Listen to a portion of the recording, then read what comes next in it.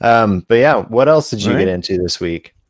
Well, buddy, my pal, I feel like I've been waiting for like this day for like so long. But Oh yeah, you have. I've I You're real jazzed. I am real jazzed. I mean, I I guess I could say this is my banger of the week. Behold Behemoth #5, but it's just my banger series. Like Mhm. legitimately, I want to say this just right at the top of the review. This has been my favorite comic that I have read this year.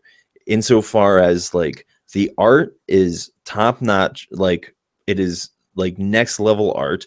The storytelling is phenomenal. The pace that it does with it and the way that it weaves the past and the present, and through those narratives like builds on top of each other and like climaxes like both of those stories like in a way that the the story in the future finishes kind of the arc, but the story in the present sets up the second arc that there's going to be. Mhm.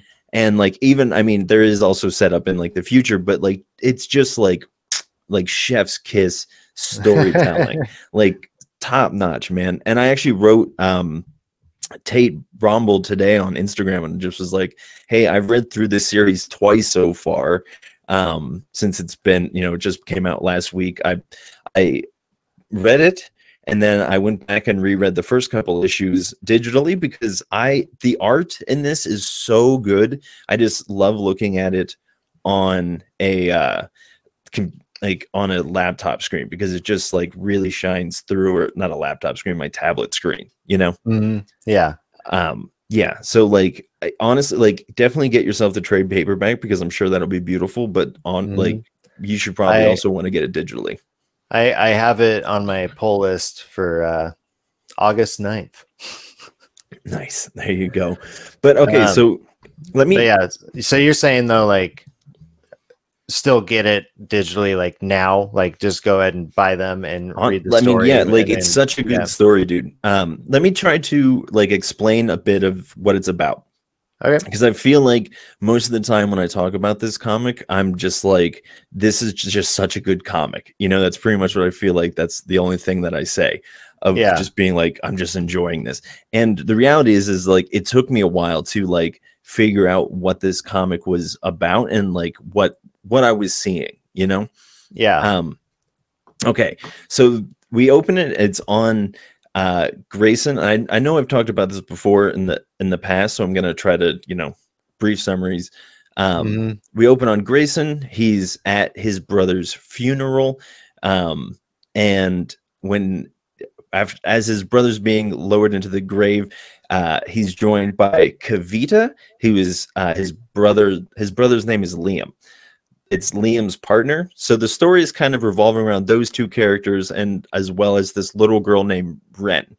So Ren is an orphan. She's living in a foster home, and Grayson, or as he just goes by Gray, mhm.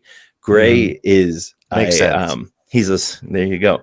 He's a social worker. So he came by to inspect the house, and he noticed that she had a black eye. So he had to report her.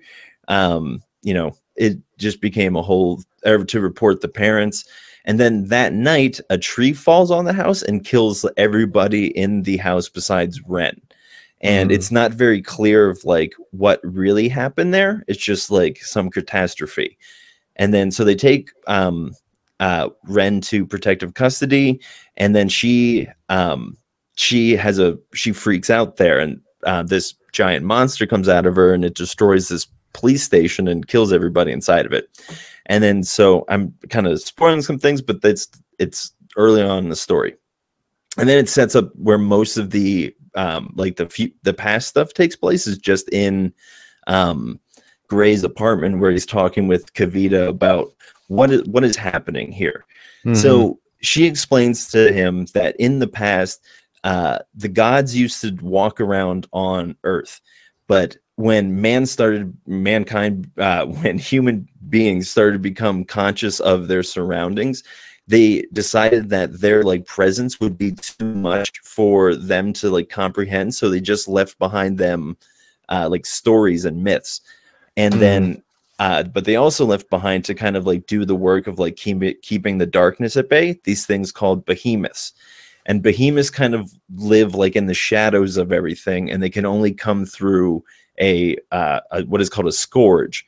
And a scourge is like kind of like the outlet for it, but then the shepherd, on the other hand, is the rudder for it, of pointing it in the right direction, so it's not just like a mindless monster. And then the shepherd also gets a touch of heaven, so it gets like he gets superpowers essentially. So it's cutting back and forth between these two stories in the past and in the future. And in the future, you see Grayson and Ren are on they're on their way to this place called the Hidden Place, and they're trying to they're getting there for a reason that they don't really explain it.